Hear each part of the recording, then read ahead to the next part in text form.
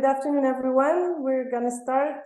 Welcome to this session of the webinar of Philosophy of Psychiatry. Today, we're very happy to welcome Dr. Quinn Hiroshi Gibson, who is an assistant professor in philosophy at Clemson University. He earned his PhD from the University of California, Berkeley. His research is at the intersection of philosophy of mind, philosophy of science, psychology, psychiatry and medicine, and ethics. He has published on self-deception, the brain disease model of depression, the neuropsychology of delusions, distributive justice, and healthcare allocation.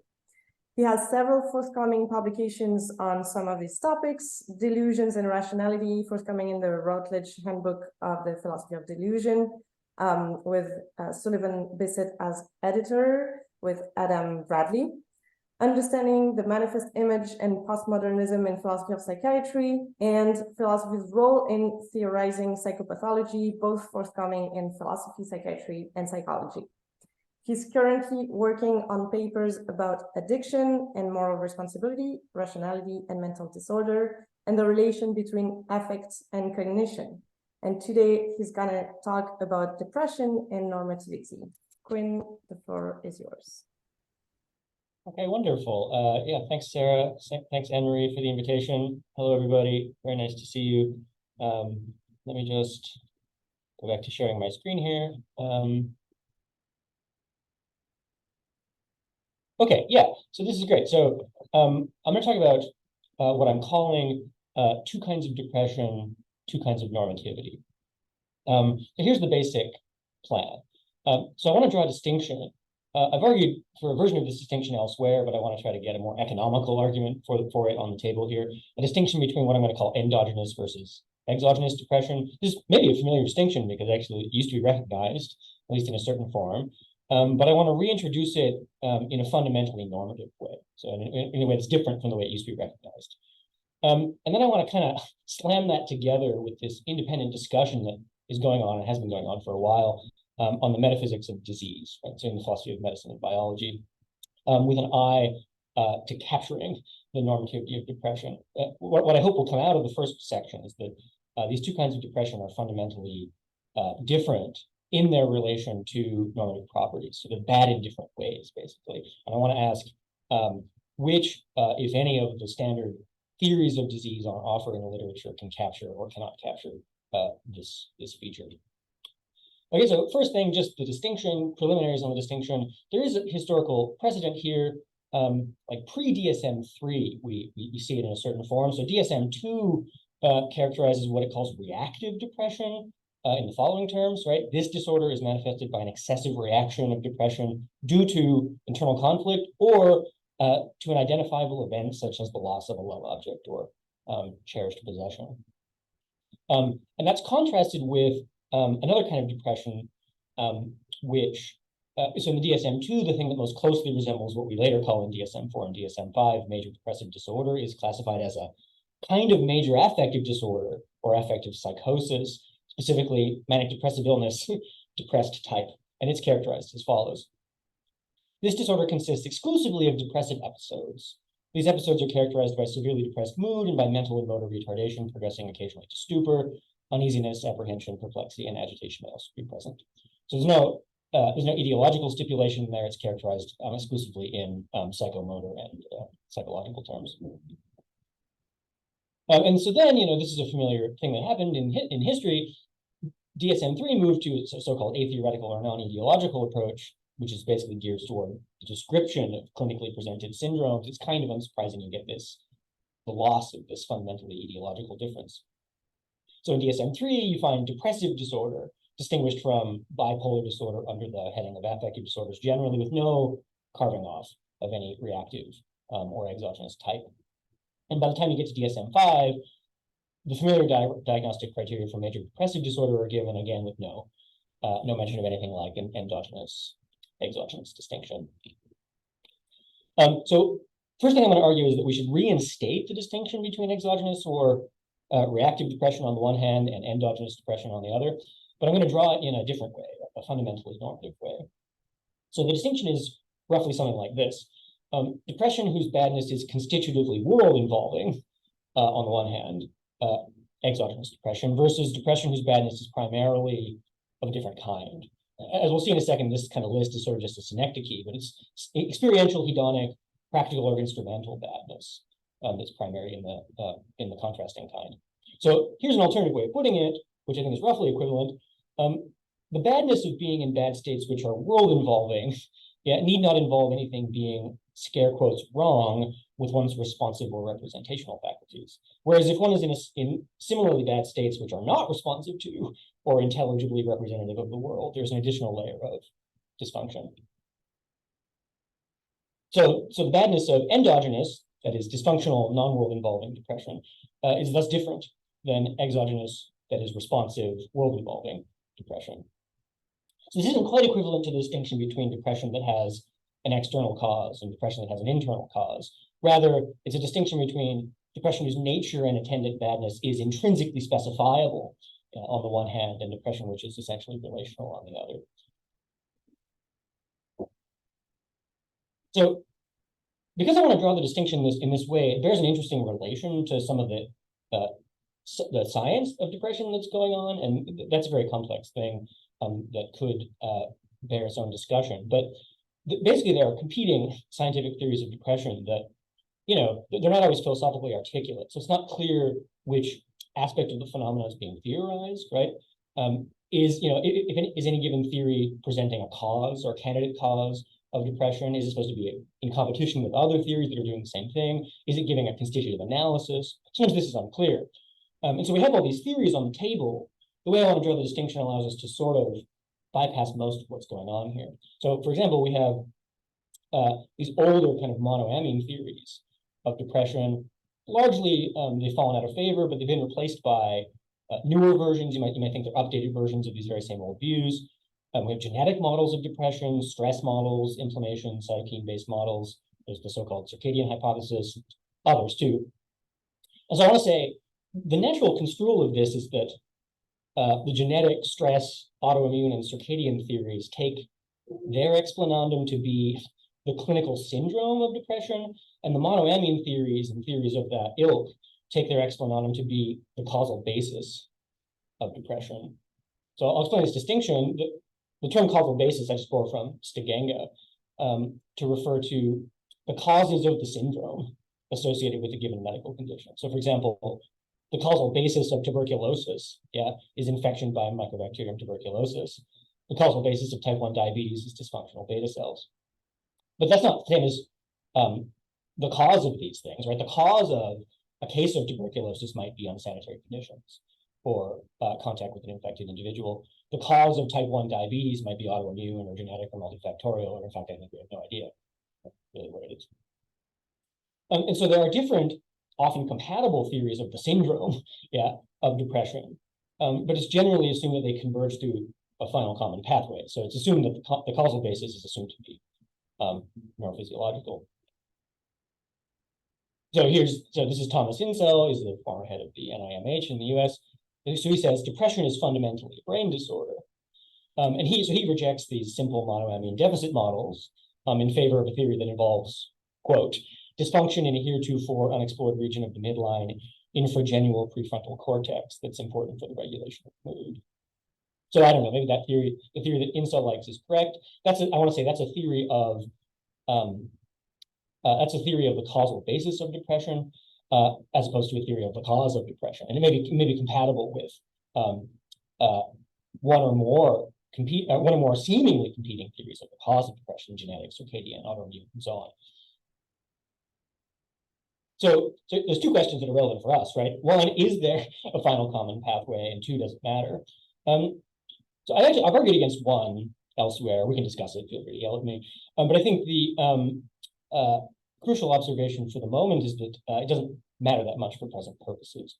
Because if the difference between exogenous and endogenous depression is their relation or non-relation to distal badness, it'll be consistent with the recognition of that distinction that all cases share a final common pathway.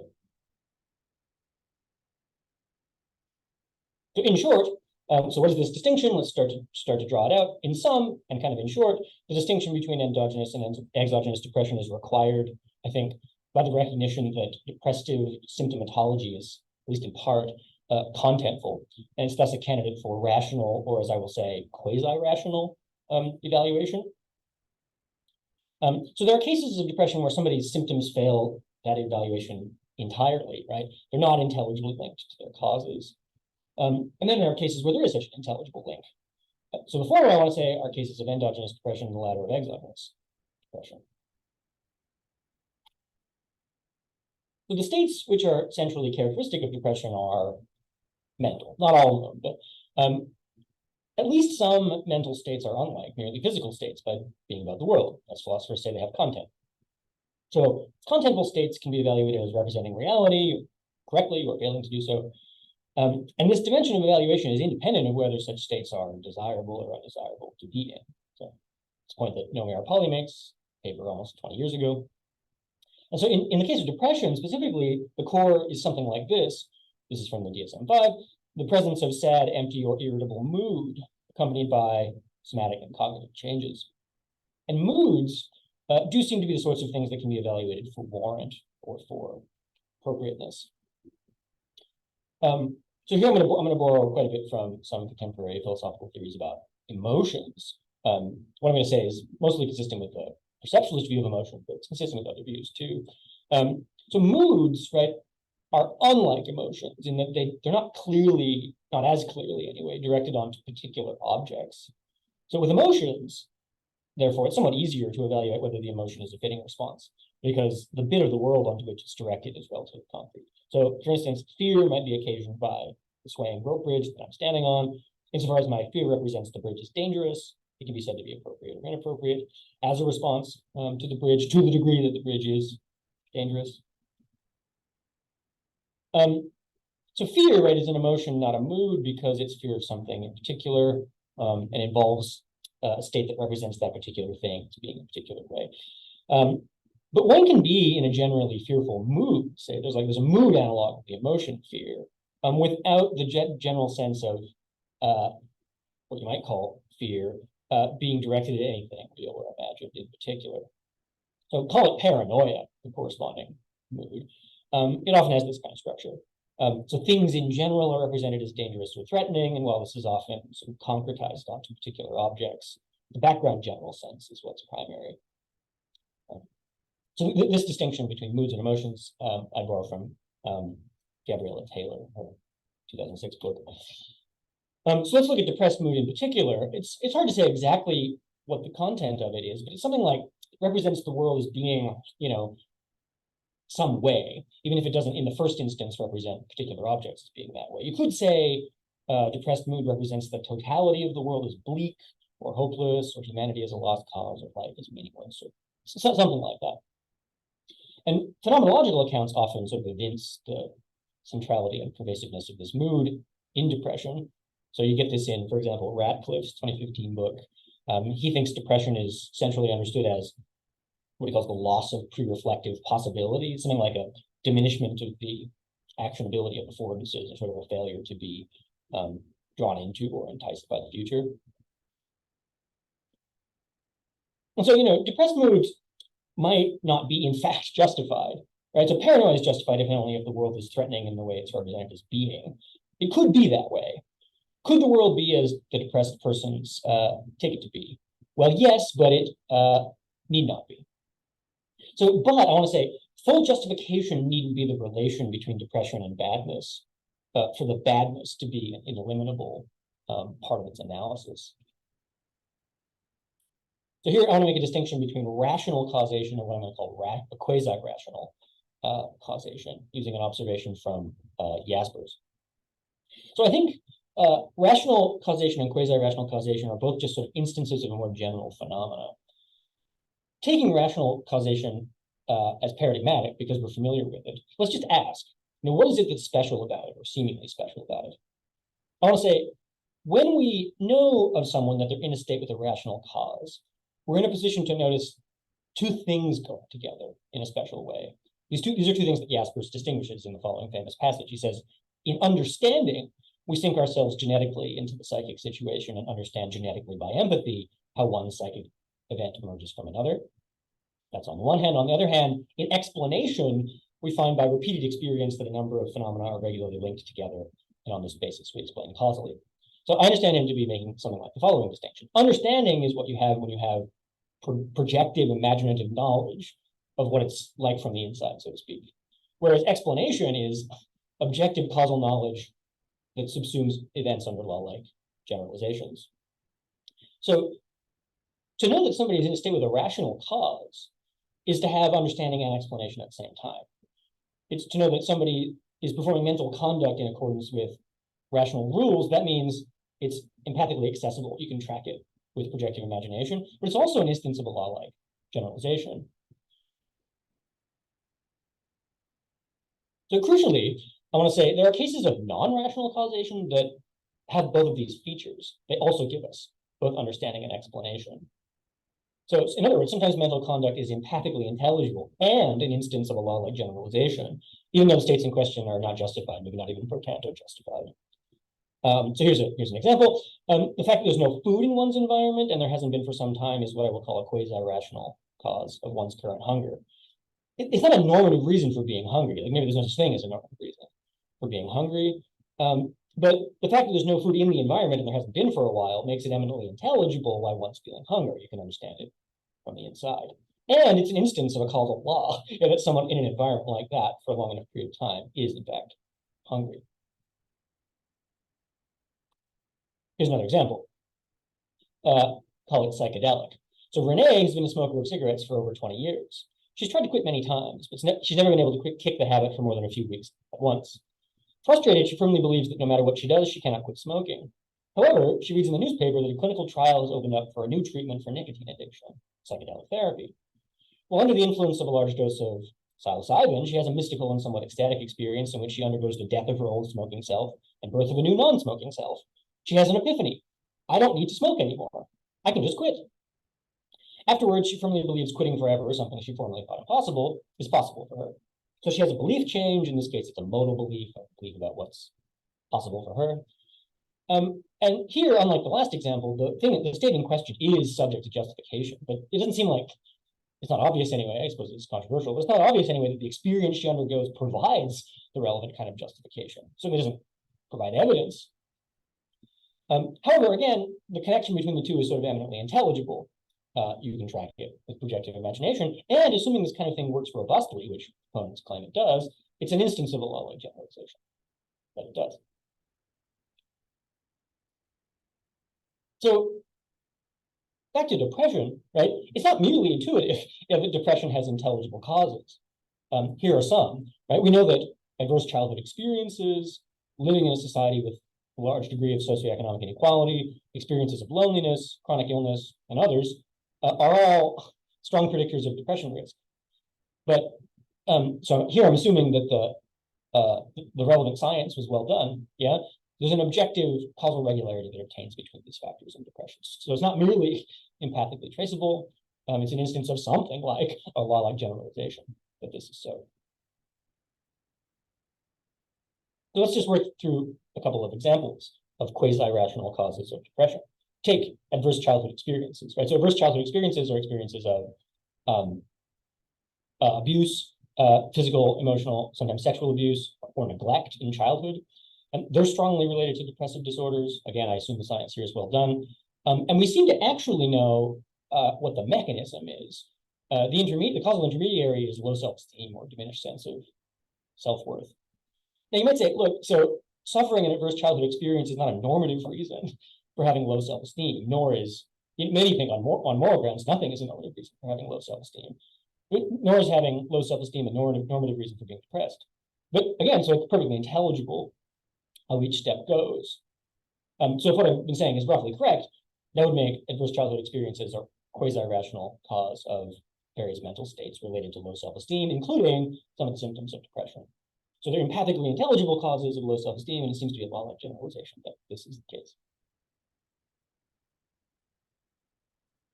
Another example, let's just think through economic inequality, right? So again, I assume the science is well done. There's a pretty large body of evidence here linking economic inequality with depression. This is nicely connected to some things that political philosophers have explored in quite a bit of depth, right? It's controversial among political philosophers whether equality is valuable in itself. But it's not particularly controversial that one reason to reduce inequality is that it has bad effects. And political philosophers have been sensitive to the fact that the effect on one's sense of what Rawls calls one's self-respect is one of the main pernicious effects of inequality. So Rawls says, self-respect includes a person's sense of his own value, his secure conviction that his conception of good, his plan of life is worth carrying out. And second, self-respect implies a confidence in one's abilities so far as it's within one's power to fulfill one's intentions. When we feel that our plans are of little value, we cannot pursue them with pleasure or take delight in their execution. So again, here, there's sort of a causal intermediary. One could say inequality isn't a normative reason for losing self-respect, that's the causal intermediary, or the symptoms of depression, but we track it empathically. So here's just a thought experiment to draw out the contrast between endogenous and exogenous depression a little more clearly. Consider Sally. So Sally meets the diagnostic criteria for MDD in the DSM-5. She was raised in a loving family.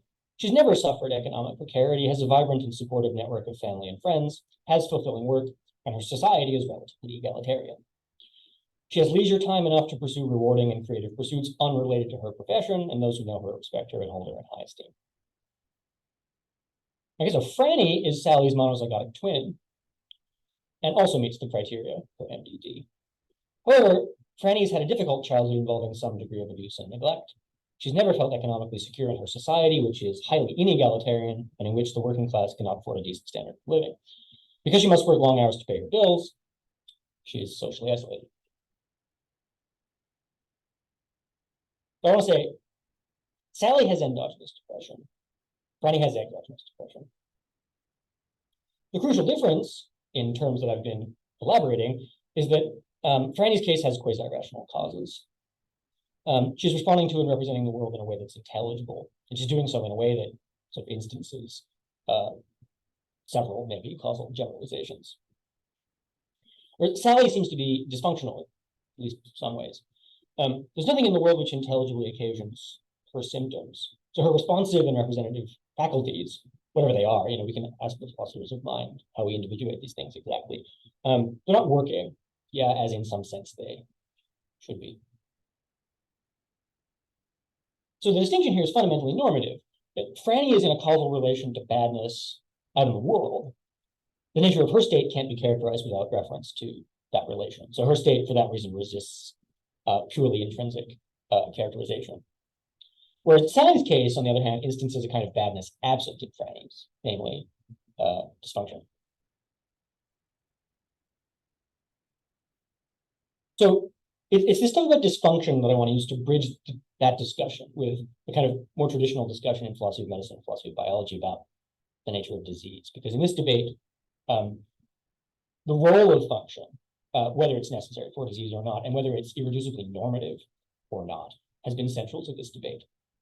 So what I want to do is sort of shift gears to that now and discuss, I want to discuss in some detail each of these four positions in this literature. And my strategy is going to be to reject naturalism and broad normativism on independent grounds, but ones that I think will help us with our ultimate goal. And then I want to ask about the contrast between what hybridism says about two kinds of depression and what eliminativism says about the two kinds of depression. I'm going to suggest there are some reasons for preferring eliminativism on these grounds.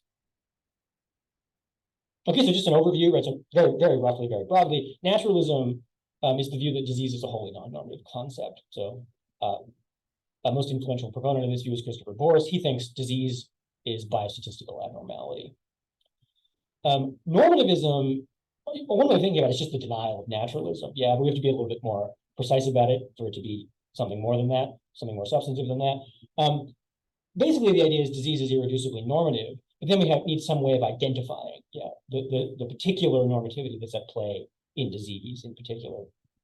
So Rachel Cooper is an influential normativist. She says X is a disease if and only if 1, X is bad, 2, one is unlucky to have X, and 3, X is potentially medically treatable. Okay, hybridists are in some sense trying to combine normativism and naturalism. Technically, it's kind of normativism if normativism is just the denial of naturalism. But I think I'm going to look at Stegenga's version. His version is distinct from at least Cooper's, normativism in a way that I think is relatively clear. Eliminativism is a little bit difficult to state pithily, but it's something like the idea that the concept of disease is more trouble than it's worth, or maybe it's irredeemably confused. And eliminativists will suggest an alternative way of talking which captures what we think matters in medical contexts that they think should replace disease talk and health talk. Okay, so just about naturalism. Some of this might be familiar. Some of it, to start to say about naturalism and about normativism, some of it might be novel, actually. I think I haven't seen it anywhere, and I'm trying to get this out into the world, so I appreciate your feedback. This part, I think, should be familiar.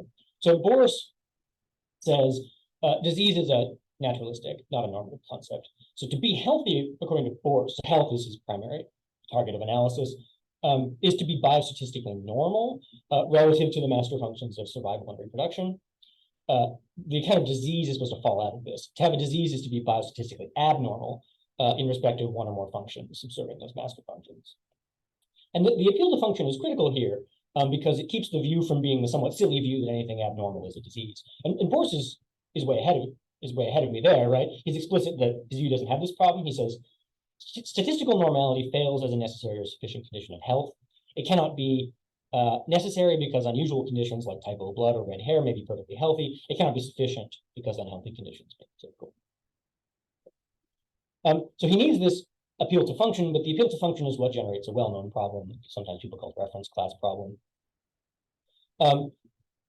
So the problem is basically this: without saying which class biostatistical normality is specified with respect to, the view is kind of just on its face extensionally not adequate, right? So because poor liver function will come out normal if measured against heavy drinkers, estrogen levels for middle-aged men will come out abnormal if measured against teenage girls, many examples of this kind. And so again, Boris sees this coming. He says, look, no, I have a reference class ready to go. He thinks it's an age group of a sex of a race of a species. And that, we can even assume that that actually fixes the extensionality problem, right? It deals with problematic cases. But here's the thing. You might just ask, what natural facts justify the selection of that reference class? It can rather seem that things go the other way around. So certain reference classes seem incorrect to us, correct or incorrect, because they yield a theory which is extensionally this way or that way. And some extensions seem to us to be correct, and some seem to be incorrect. So the judgments that constrain the theory, in the background are normative judgments. Take homosexuality. This is an oft-discussed example in this literature. If you have an antecedent commitment to the idea that the badness of homosexuality, such as it is due to unjust social conditions, you're going to think that pathologizing it medically is probably inappropriate. So all that is a bunch of normative judgments you have. There are reference classes you could choose that would yield the result that it's a disease, but you just reject them because they yield that result. Namely, we reject them on normative grounds. So Boris, I think, is correct to emphasize that biological organization is shot through with nested functions. And I actually want to make use of this idea. So we could say if some higher function, F1, is subserved by some lower function, F2, and the functional goal, G1 of F1, is valuable, then functional disruptions to F2 by interfering with the achievement of G1 are bad. They're just valuable. This is a distinctive kind of badness, I think. Call it dysfunction badness. One way to put sort of the general worry here is that dysfunction badness is a thing, and it might be distinctive of disease, but it's not a purely naturalistic concept. But the value of the goals has to get in the picture somehow. So even the value of survival and reproduction, the thing that he takes to be kind of sort of the master goal, is not itself part of biological theory. This is a point that Ereshefsky, I'm going to refer to Ereshefsky again in a minute. He's an eliminativist. He makes this point nicely, so I'll just quote him at length. He says, Boris and Lennox, another naturalist, assume that biological fitness is the goal of human life and of all life. One might wonder if that assumption is part of scientific theory. One response to Boris and Lennox's assumption is that humans have multiple goals, and some of those goals have nothing to do with fitness. In fact, some of those goals may run counter to individual fitness, such as cases where humans sacrifice their reproductive ability for other pursuits. Biologists describe many types of states that organisms have, and many of those states have nothing to do with fitness. There's eating for eating's sake, there's non-reproductive sex, there's the release of endorphins. Biology does not tell us that surviving and reproducing versus achieving other kinds of states are the goals of organisms. That choice comes from outside of biology. By choosing fitness as the goal of organisms, Boyce violates a main tenet of his naturalism, namely that biology and biology alone should tell us what is health.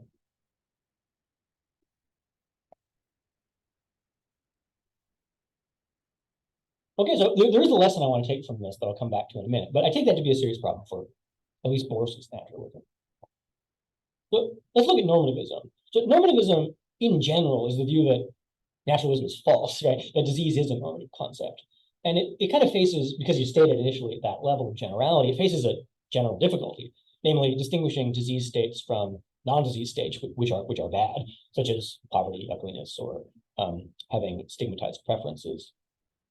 So Cooper, Rachel Cooper is an influential normativist. She, again, sees this problem coming, and she says, look, here's my way of doing that. She says, X is a disease if and only if 1, X is bad, 2, 1 is unlucky to have X, and 3, X is potentially medically treatable.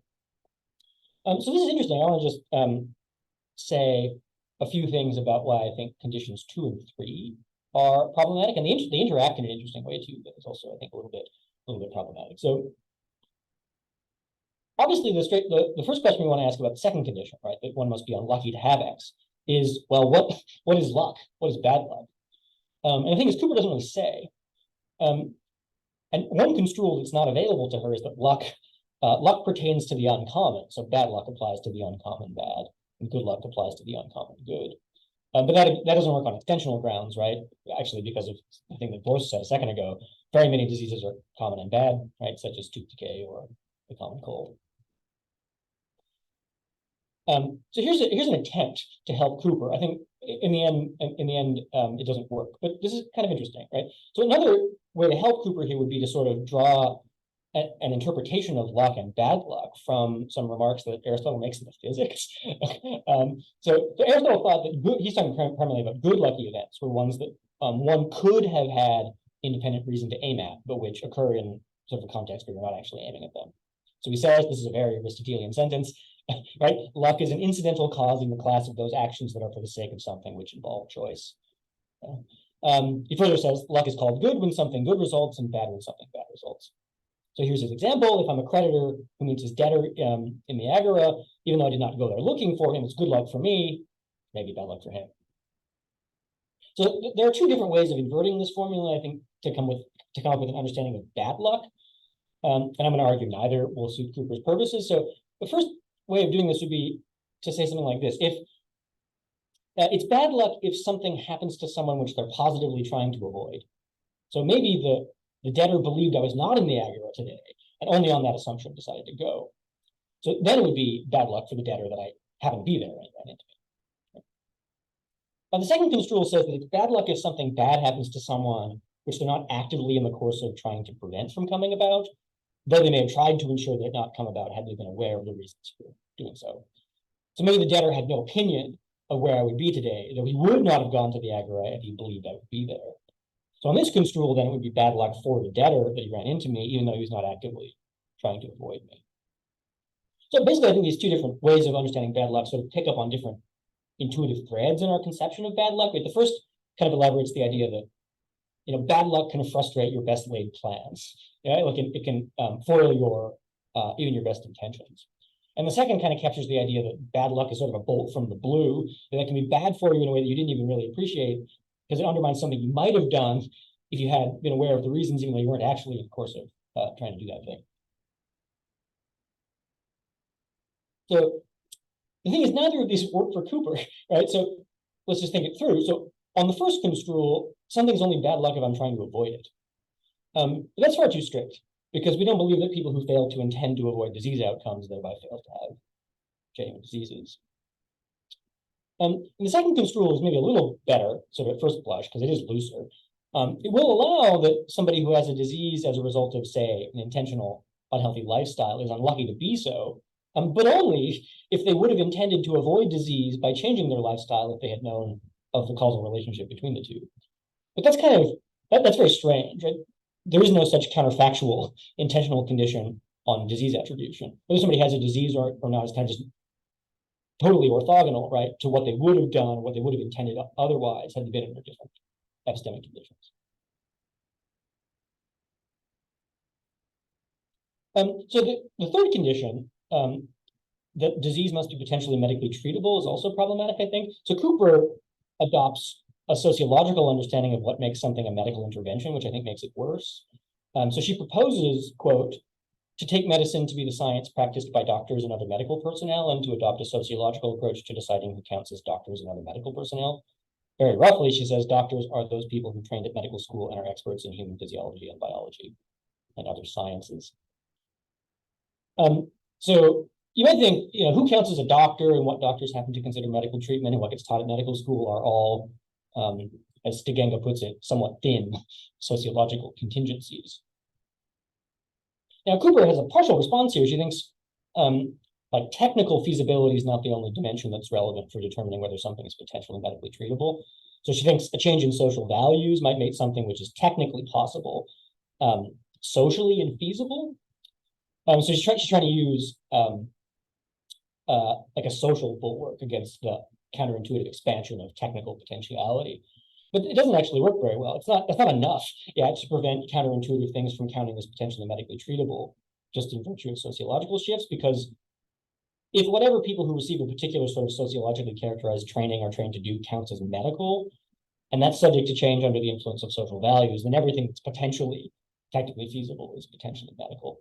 Right? Two potentialities put together, that's not an elimination of potentiality, that's potentiality once you divide it through.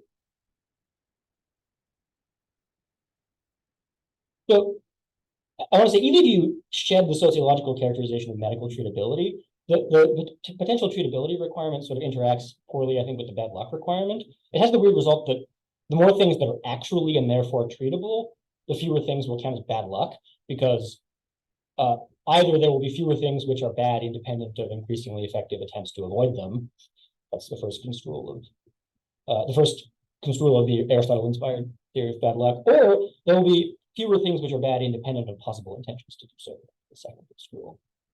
So weirdly, it will be, as the domain of medicine expands and more things fall within its technical and sociological ambit, the domain of its objects, namely the diseases, will shrink. And this seems kind of odd. More things being treatable could causally result in fewer instances of disease because treatment includes cure. But more things being treatable shouldn't conceptually, I would think, restrict the domain of disease. Okay, so I hope this is, I'm beating up on Cooper a little bit because she's the most prominent normativist. But I mean this to be an illustration of the general problem for normativism of distinguishing the disease bad from the non-disease bad. I take that to be a serious obstacle. And some people, most notably perhaps Stegenga, have reasoned in something like this way. The particular problems they identify are different, but they say, look, problems with naturalism, problems with normativism, let's be hybridists. So Stegenga argues that naturalism and normativism each identify a necessary condition for disease, but that neither identifies a sufficient condition. So basically, he wants to use the resources of normativism to respond to the difficulties for naturalism, and vice versa. So he thinks that once we recognize that disease is irreducibly bad, so it's normative, the reference class problem goes away, because then we're free to just specify reference classes in a way that reflects our normative judgments about disease, and then to use those reference classes to explicate a notion of biological dysfunction. So he also wants to use the resources of naturalism to answer the challenge we just saw for normativism. Or he thinks basically that the badness that attends disease specifically and doesn't attend other things is the kind of badness that arises from biological dysfunction. So we can state Stegenga's view like this: X is a disease if and only if X is a state of biological dysfunction, normatively construed, and X is bad. So what does hybridism say about depression, about the two kinds of depression? Well, because it says that biological dysfunction and badness are individually necessary and jointly sufficient for disease, endogenous depression, which I claimed involves dysfunction and is bad, will count as disease. But exogenous depression is interesting. On the face of it, it won't count unless you can find some dysfunction other than the dysfunctional representation or responsiveness which is present in endogenous depression. And there's more to say here, actually. I think this is interesting. You could argue from the fact that there are states like exogenous depression, if you're convinced they must be diseases, to the rejection of hybridism. And Stegenga reports Cooper making precisely this argument. So a big, long quote from Stegenga. He's just summarizing the argument for his hybridism. He says, I discussed above the fundamental reason for thinking that normativity of disease is a necessary condition, namely that the badness of disease cannot be determined by biological facts alone.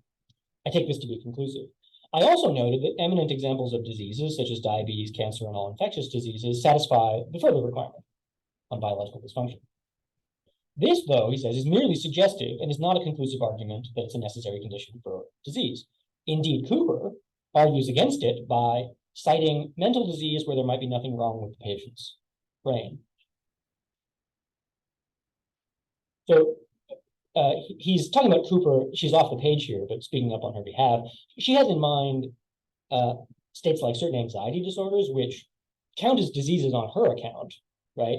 But which she claims might be indistinguishable from non-dysfunctional states by neuroscience. So she thinks maybe there's such a thing as adaptive anxiety, and neuroscience can't tell the adaptive from the non-adaptive kind.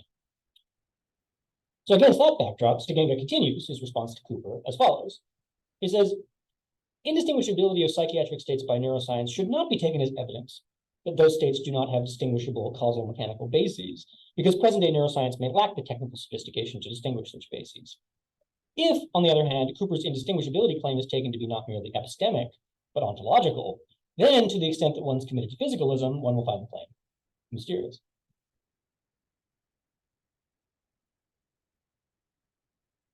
So this is interesting, right? So I'm not really in the business of defending Cooper here, but there is something we could say back to Stegenga. I mean, basically, I think the examples that Cooper has in mind here don't make the underlying point as strongly as one could. In fact, I think the point is made better by talking about endogenous and exogenous depression. You know, there may be non-dysfunctional states which we should accept as diseases, exogenous depression, if you like, which we could happily accept are indistinguishable from dysfunctional states by neuroscience. In fact, that's sort of one way of understanding the contention that endogenous and exogenous depression share a final common pathway, which, as I said, I'm skeptical of, but I was happy to grant for the sake of discussion. That would neutralize, it seems to me, the first of Stegenga's contentions. And then you could answer the second contention by saying, look, there are ontological differences between types of states that go beyond whether a state's physical or not. So assume, which I'm happy to do, that the entire nature of endogenous and exogenous depression is characterizable in physical terms. There's no magic there. It just doesn't follow that any ontological difference between them would be mysterious. So as I understand it, the difference between them is that exogenous depression is relational in a way that endogenous depression is not. And that's an ontological difference, but it's not a difference with respect to physical characterizability.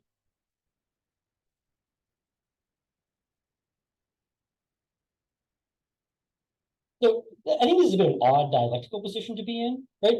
So you might be unsure whether you should run the modus tollens or run the modus ponens, right? On the assumption that no dysfunction other than representational or responsive dysfunction could be found for exogenous depression, you could argue, right, from a firm conviction that exogenous depression is a disease to the failure of hybridism. But you might just run the argument the other way. You could say, if you're antecedently convinced that exogenous depression is not a disease, hybridism could be held up as getting exactly the right verdict about it. And so I'm not really sure what to say about this, frankly. But you know, we've definitely medicalized what I would be inclined to call exogenous depression.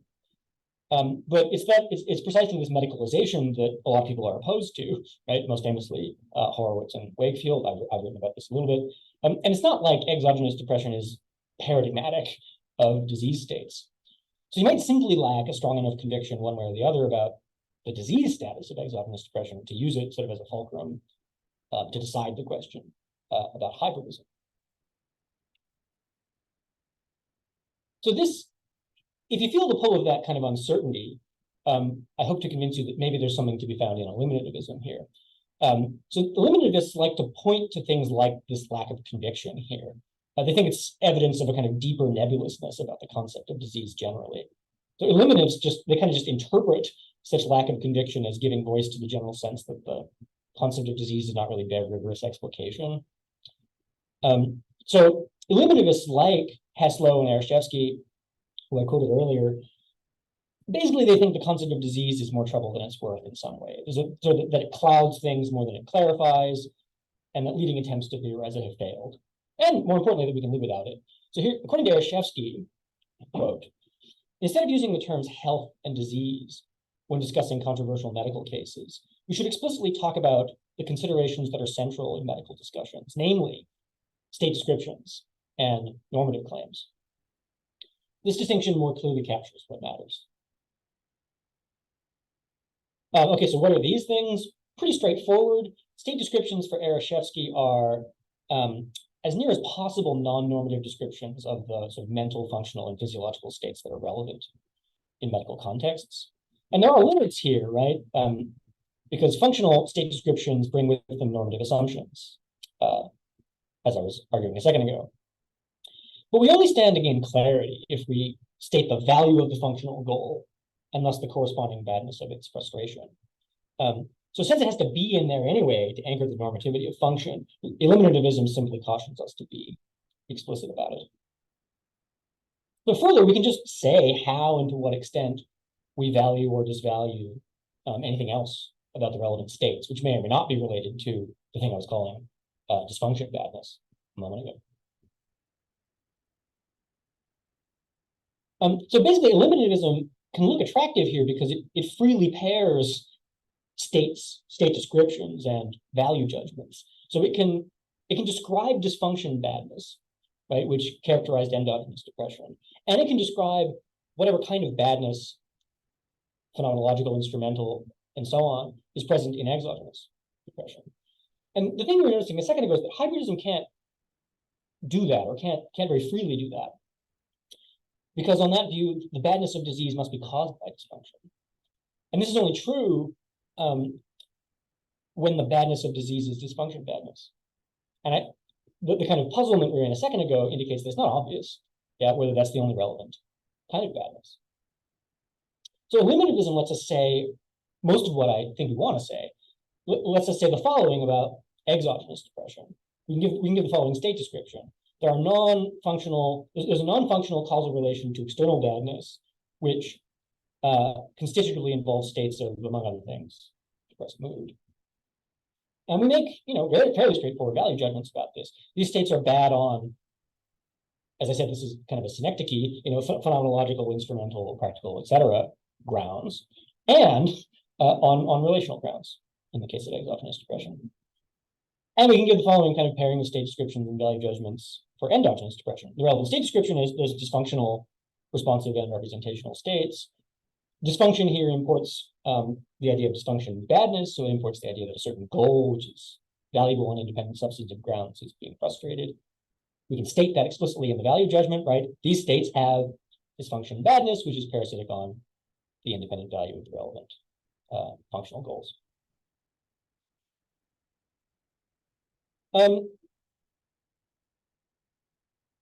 Okay, I think that's basically everything I wanted to say.